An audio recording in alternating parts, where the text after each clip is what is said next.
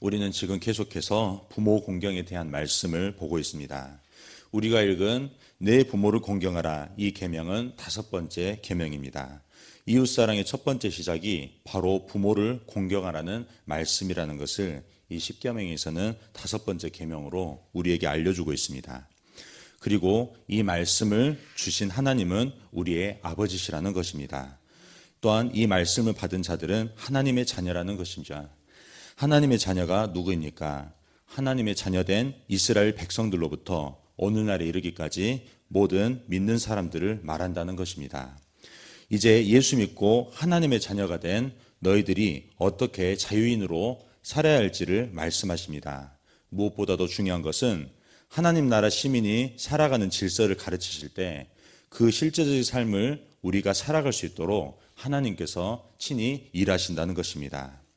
그럼 이 5계명의 말씀대로 자녀들이 부모에게 공경할 때 우리에게 무슨 일이 일어나는 것입니까? 먼저는 하나님의 나라의 기초가 세워집니다.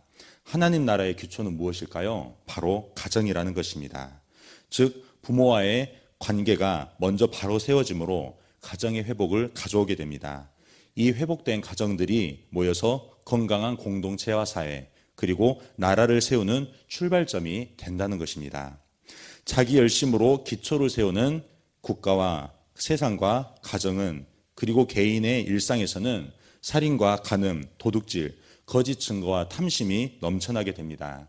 하지만 부모 공경이라는 말씀에 순종하는 자녀들은 그의 가정과 나라와 그가 보내신 받은 세상 가운데 하나님 나라를 건설하는 그 반석의 인생을 살아가게 된다는 것을 말씀하고 있습니다. 두 번째로는 언약이 계승된다는 것입니다. 하나님의 언약은 결코 한 사람의 열정이나 탁월한 프로그램으로 전해지지 않습니다. 바로 이 말씀에 순종하는 자녀들을 통해 언약이 계승된다는 것을 이야기하고 있습니다.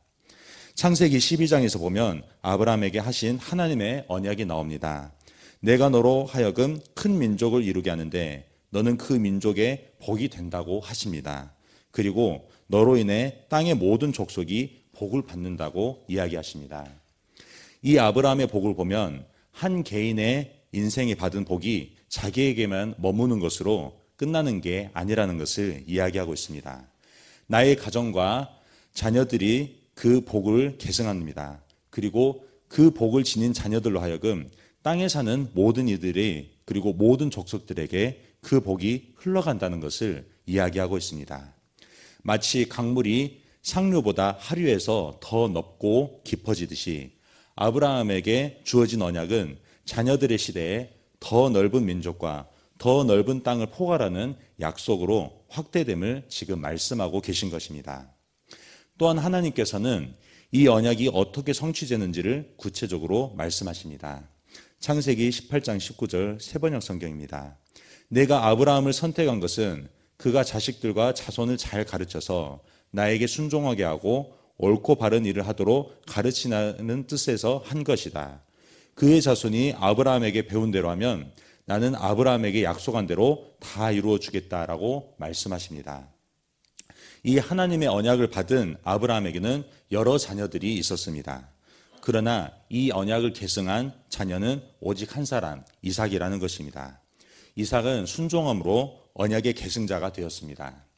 하나님의 언약은 단순한 혈통을 따라 흐르는 게 아니라 바로 순종을 따라 흐른다는 것을 우리는 알게 되는 것입니다. 그리고 하나님의 언약은 이 순종하는 자녀를 통해 후대에 걸쳐 확대되고 발전된다는 것입니다. 아브라함의 자녀 이삭이 계승한 이 언약이 어떻게 확대되고 발전되었습니까?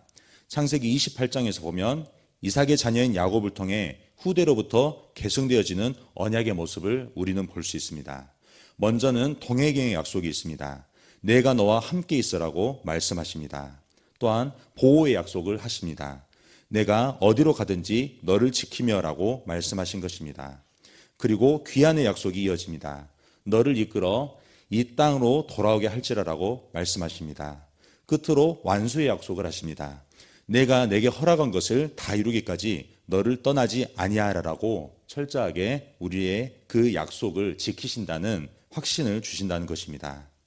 여기까지 보면 아브라함과 이삭, 야곱이 참으로 훌륭한 순종의 사람으로 보여집니다. 그러나 이 언약을 받은 야곱이 어떤 사람인지를 보면 우리의 생각이 달라질 수밖에 없습니다. 야곱은 아버지 이삭을 속여 형 에서가 받아야 될 장자의 축복을 가로채고 도망가 버립니다. 형이 두려워서 외삼촌 라반의 집에서 있는 동안에 그의 두 딸을 위해 14년간 일했고 그의 양떼를 위해 6년간 봉사했습니다. 도합 20년 동안 외삼촌 라반을 위해 헌신했으나 자신보다 한 수 위인 외삼촌 라반에게 번번이 속습니다. 결국 그 외삼촌 밑에서 모든 그 재산을 가지고 그의 재산을 이끌고 외삼촌을 떠나 도망치게 됩니다. 십계명에서 그만 살인, 간음, 그리고 거짓 증거, 도둑질, 탐욕을 저지른 자가 바로 야곱이라는 것입니다. 그러나 계명을 어기서면서까지 자기 손으로 복을 받기 위한 그 노련함과 자기 발로 고난을 벗어나려는 그 철두철미는 막다른 길에 다다르게 됩니다. 외삼촌 라반에게서 벗어나자 형 에서가 자기를 만나러 온다는 소식에 다시 한번 두려움에 떨게 됩니다. 야곱은 형의 감정을 풀어주기 위해 예물을 준비합니다. 그리고 형을 만날 채비를 하는 중에 야복강에서 홀로 남는데 그때 하나님께만 기도할 수밖에 없는 상황을 맞이하게 됩니다. 야곱에게 무슨 일이 일어났습니까? 창세기 32장에서 보면 갑자기 하나님께서 야곱 앞에 나타나셔서 씨름을 거시게 됩니다. 갑작스러운 그 씨름에 야곱은 필사적으로 매달리고 결국 날이 새도록 끝나지 않은 이 씨름 때문에 하나님은 야곱의 허벅지 관절을 쳐서 어긋내 버립니다. 하나님을 등지고 자기 열심으로 살았던 야곱입니다. 그리고 하나님께 지지 않으려고 밤새 씨름하던 야곱입니다. 그러나 이제는 그 씨름하던 손을 꽉 움켜쥐고 하나님을 붙잡아야만 겨우겨우 일어설 수 있는 처지가 되었습니다. 그 지경에 이르러도 야곱은 기어이 내게 축복해달라고 하나님께 간구합니다. 야곱의 간구에 하나님께서 어떻게 반응하십니까? 야곱의 간구에 응답을 하시게 됩니다. 창세기 32장 28절 말씀입니다. 그가 이르되 내 이름을 다시는 야곱이라 부를 것이 아니요 이스라엘이라 부를 것이니 이는 내가 하나님과 및 사람들과 겨루어 이겼음이라 라고 말씀하십니다. 하나님께서는 야곱의 승리를 선포하시고 야곱을 축복하십니다. 하나님께서 우리에게 계명을 주신 이유가 바로 여기 있다는 것입니다. 야곱은 복받을 자격이 없는 죄인입니다. 훔치는 자이고 속이는 자이며 계명을 받고 그 언약을 계승할 자격이 없는 자라는 것입니다. 하지만 하나님의 언약 안에서 그는 이미 자녀의 삶을 살고 있는 것입니다. 그가 자기 자신이 하나님이 자녀인지를 모르고 살아가는 동안 하나님께서는 자녀의 허물을 덮어주고 그가 결국에는 하나님의 그 인도하심만을 붙들 수밖에 없는 하나님의 자녀로서의 삶을 살아가도록 그의 인생에 개입하신 것입니다. 그리고 야곱이 다시 하나님의 자녀답게 살아갈 수 있도록 새로운 삶을 주십니다. 하나님은 자녀를 이기지 못하는 아버지이시며 자녀의 허물을 은혜로 덮으시고 다시 회복시키는 하나님이라는 것을 바로 너가 하나님과 사람들을 이겼다라는 뜻의 그 이스라엘이라는 이름을 붙여주고 새롭게 살게 하셨다는 것입니다. 이 야곱의 하나님께서 하신 약속은 훗날 신약에 들어 부활하신 예수께서 제자들에게 선포하신 그 언약에서 다시 한번 성취되게 됩니다. 사도행전 1장에서 보면 제자들은 예수께 묻습니다.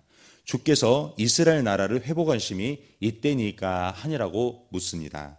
로마 식민지 아래 처한 이 이스라엘 백성들의 현실, 제자들의 현실 문제를 해결해 달라고 예수님께 간구합니다. 그러나 예수님께서는 이렇게 말씀하십니다. 때와 시기는 아버지께서 자기 권한에 두셨으니 너희가 알 바 아니다 라고 말씀합니다. 너희가 야곱처럼 현실 문제 해결을 위해 열심을 내는 때는 이미 지났다. 다만 이제는 아버지께서 주시기로 작정한 것을 내가 알려줄 테니 그 언약을 받으라고 말씀하십니다. 예수께서 새롭게 말씀하시는 언약은 무엇입니까? 사도행전 1장 8절 말씀입니다. 오직 성령이 너희에게 임하시면 너희가 권능을 받고 예루살렘과 온 유대와 사마리아 땅끝까지 이르러 내 증인이 되리라 하시니라 라고 말씀하십니다. 우리를 구원하신 주께서 야곱의 언약을 확장하십니다. 내가 내게 허락한 것을 다 이루기까지 너를 떠나지 아니하라는 이 언약을 확장하십니까? 확장하신다는 것입니다. 이제 너가 현실 문제 해결에만 전전긍긍하는 인생을 살도록 내버려 두지 않겠다. 너가 내 자녀의 삶을 살아가도록 성령을 주시고 너에게 허락한 증인의 삶을 살아갈 수 있도록 성령 하나님으로 언제나 너와 함께 하시겠다는 그 언약을 주신 것입니다. 이것이 바로 언약을 계승한 오늘날 살아가는 저와 여러분들의 삶이라는 것입니다. 하나님의 자녀가 된 우리는 이제 부모 되시는 하나님을 공경하는 자리에서 살아간다는 것입니다. 그 하나님을 공경하는 자리에서 우리는 모든 인간관계로 나아갑니다. 그 첫걸음이 바로 우리 육신의 부모님에 대한 공경이라는 것입니다. 하나님께서 우리에게 보내신 부모님은 우리에게 하신 언약을 지키시기 위한 첫 번째 약속 이행이라는 것입니다. 우리가 어린 시절 부모님을 보면 우리 부모님은 항상 우리와 함께 계셨습니다. 그리고 우리가 어디로 가든지 우리를 위해서 기도하며 지키십니다. 또한 우리가 안전하게 갈 처소를 마련하시고 우리를 돌아오게 하신다는 것입니다. 마지막으로 우리가 그리스도의 장성한 분량에 이르기까지 자녀에게 허락하신 것을 이루기까지 우리 곁을 떠나지 아니하신다는 것입니다. 연약한 육신을 입은 인생이기에 부모님도 실수가 많습니다. 상처도 많아 우리를 잘못 대하실 때가 있습니다. 그리고 나이가 들어 병들고 세상을 떠나게 됩니다. 하지만 그런 부모님을 통해 우리 하나님께서는 당신의 언약을 영원히 우리에게 계승시키십니다.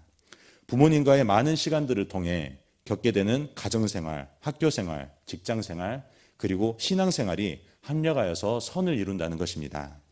하나님을 아버지라고 부를 수밖에 없는 길로 향하는 이 통로이자 이정표로 우리 발걸음을 계속해서 하나님 앞으로 나아가게 하신다는 것입니다.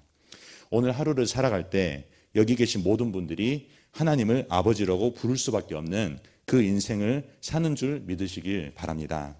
그리고 내게 주신 언약이 나의 인생뿐만 아니라 나의 가족과 이웃들을 회복시키고 언약 안에 참여하는 삶이 무엇인지를 함께 경험하시기를 주님의 이름으로 축원합니다. 아멘. 우리 함께 기도하겠습니다. 오늘 새벽에 주신 말씀을 묵상하면서 기도하시기 바랍니다. 성도님들의 가정과 직장을 위해서 기도할 때 부부관계와 부모관계, 자녀관계, 일가 친척들을 위해서 기도하시기 바랍니다. 아동부를 위해서 기도합니다. 섬기는 윤상효 전도사와 교사 순장들을 위해서 아동부 한 명 한 명을 위해서 기도하시기 바랍니다. 승찬마을을 위해서 기도할 때 마을장 되시는 장로님과 순장님과 순원분들을 위해서 기도하시기 바랍니다. 샤인코스와 제자훈련 필리핀 단기 선교회를 위해서 기도합니다. 오늘 수요일입니다. 저녁에 수요예배를 위해서도 기도합니다. 담임 목사님의 성령 충만과 건강, 가정을 위해서 사모님과 자녀들을 위해서 기도합니다. 성령님의 음성에 민감하여 항상 주님과 동행하는 삶을 살아가도록 기도하시기 바랍니다. 대통령과 나라와 민족을 위해서 해외 선교하시는 선교사님들과 농어촌교회 그리고 광신대학교를 위해서 우리 함께 기도하겠습니다. 사랑이 많으신 하나님 아버지, 이 시간 우리가 하나님 아버지의 사랑에 힘입어서 그 계명에 지키는 언약을 이렇게 이어가는 자로 살아가게 하시니 감사합니다. 우리가 범사의 잘됨을 하나님께서 강구하십니다. 그 잘됨의 시작이 바로 부모 공경이라는 것을 우리가 이제 알았사오니 우리가 누구를 만나든 간에 우리 부모에게 공경하듯이 다른 사람을 사랑하게 하여 주시옵소서. 그 일을 성령 하나님께서 함께 하시나니 우리의 현실 문제를 보고 위축되는 것이 아니라 함께 하시는 주님을